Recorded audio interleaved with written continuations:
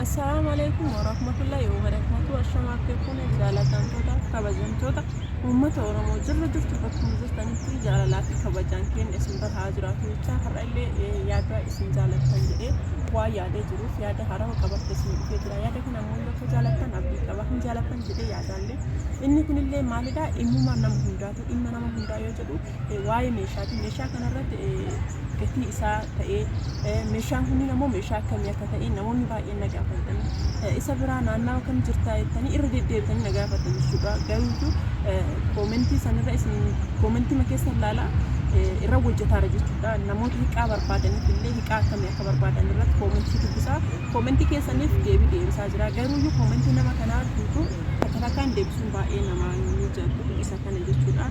Namoonni hanga ammaa viidiyoo kiyyaa hordoftanii share walirra godhaa, like godhaa, subscribe godhaa bira darbaa jirtan hedduu galatooma hedduu isin galateeffadha. Ammallee hanga xumuraa kana wajjin dandan kabajaadhaan isin gaafadha jechuudha. Wallahi kabajaadhaan isin gaafadha. Hedduu galatoomaa hedduu ulfaadha isin jedha. Kan duraallee inni biraa ammoo waa'ee meeshaati. Meeshaa kamiin ammoo meeshaa isin jaalatan, meeshaa qalbiin isin jaalatu, meeshaa babbareedaa akka qabadhee isin dhufullee abdii qaba jechuudha. Kinooti meeshaa kamiin jechuudha. Meeshaa babbareedaa kamiin akka qalbiin keessan isin jaalatutti akka fedhe keessanitti isin bitee naannawaa isin barbaadan guutuu isiniif geessa jechuudha. Ani kan jiraadhu Shaashamanneedha. Garuu naannoo filan isin geessu bakka isinitti barbaadanitti naannawaa isin barbaadanii bootaa isin barbaadan hanga mana dirasii isin geessu jechuudha. Asi jamar meeshaa bitee manatti kootta fudhadhaa hin jedhu maaliif erga bitee meeshaa san manaan gahee haga manaa isin deemeni maatii keessan biraan isin gaha jechuudha. Warroota magaalaa kanaan haa ta'u warroota magaalaa biraa jirtan haa ta'u hanga achi isin geessa jechuudha. Meeshaalee kanneen jechuudha wanta akka biffee ta'ee argaa majlisii ta'ee qoomsaaxinii ta'ee jechuudha algaa ta'ee wantoota meeshaa mana keessaa jechuudha guutuu wanta akka soofaa guutuu isaa hojjanna jechuudha. Hojjechiisa inni biraa ammoo wantoota akka firiijii hallaaja ta'e jechuudha. Maashina uffata miicuu, maashina daabboo cufa wantoota akka algaa, firiijii meeshaa manaa guutuu waan ta'e jechuudha. Guutuu isaa endina jechuudha. Kana qofaa miti warroonni meeshaa aadaa barbaadu meeshaa hodhaa irraa meeshaa kanneen argitanii meeshaa aadaa meeshaa hodhaa meeshaa guutuu isaa jechuudha. Wanta faaya mana keessaa guutuu ta'e jechuudha. Biyaan hin jiraame wanti mana keessa nama fayyadu guutuu wanta dubartii fayyadu guutuu jechuudha. Wanta mana midhaatti guutuyyuu hin binnaa jechuudha. Hin bitaa namoonni barbaadan hin ajajachuu dandeettanii diizaayinii barbaadan taanaan jechuun fakkii suuraa san barbaadan jechuun soqaa kanaa saniin hin jiru kinoo akka inni fakkaata asumarraa gadi buusaa shuutu irraa godhaa keessaa na dubbisuu qaba wanti isinirraa eegamu kana qofa jechuudha. Waan lama qofa wanti isinirraa eegamu tokkoffaa maallaqa keessan qopheeffachuudha.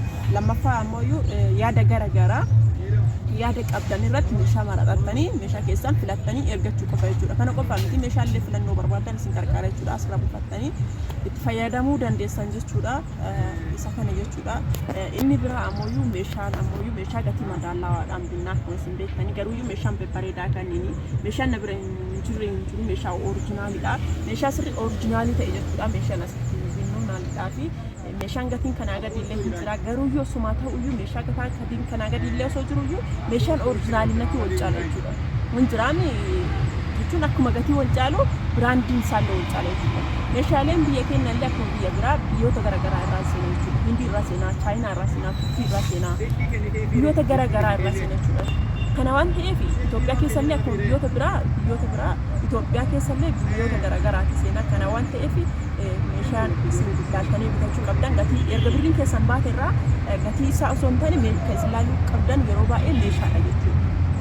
Meeshaa ilaaluu qabdan. Meeshaan kun yeroo dheeraan tajaajilamoo yeroo gabaabaa keessatti tajaajilli isaa dhaabata jettanii inni guddaan isin ilaaluu qabdan kan jechuudha. Birriin keessan orijinaalinatti wal caala jechuudha. Inni guddaan isin ilaaluu qabdan birriin keessan bahuun hin oolee erga birriin keessan baate ammoo meeshaa orijinaalii meeshaa biraandii bitachuu qabdan jechuudha. Maaliif meeshaan kun yeroo hangamina tajaajila yeroo tajaajilli isaa yeroo dheeraadha moo yeroo muraasaaf jettanii inni guddaan isin ilaaluu qabdan meeshaa akkasitti jechuudha. Ergitachuun keessan hin oolle meeshaa yeroo dheeraa isin kennu tajaajilli isaa yeroo dheeraa akkasitti meeshaa orijinaalii ilaaluu qabdanii jechuudha. Fakkeenyaaf amma maashinni daabboo kun jechuudha. Maashinni daabboo kun akkuma gatiin isaa garaagaraa gatiin isaa akka tokko illee hin jira.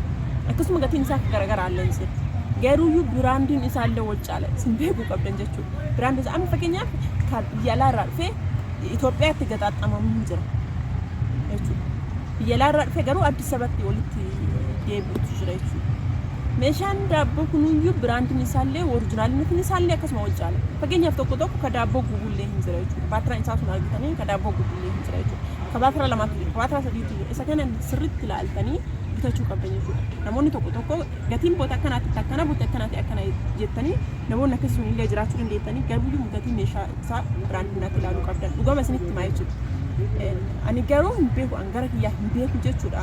Garuu gara kiyyaa haqa namaa hin fayyadama jedhee yaadullee maaliif gatiin achi jiru bitaa fi viidiyoo kiyya ilaaltanii gatiin isaallee jidduu galeessa jechuudha. Gatii madaallawaadhaan bitaa namoonni bitatanii beektanii jirtanii namoonni kuwwan illee yeroo an beeksisuun argitan jechuudha. Gatii madaallawaadhaan bitaa garuu wanta an guddisee isinidhaan meeshaa bitatan irratti sirriitti of eeggannoo godhaa.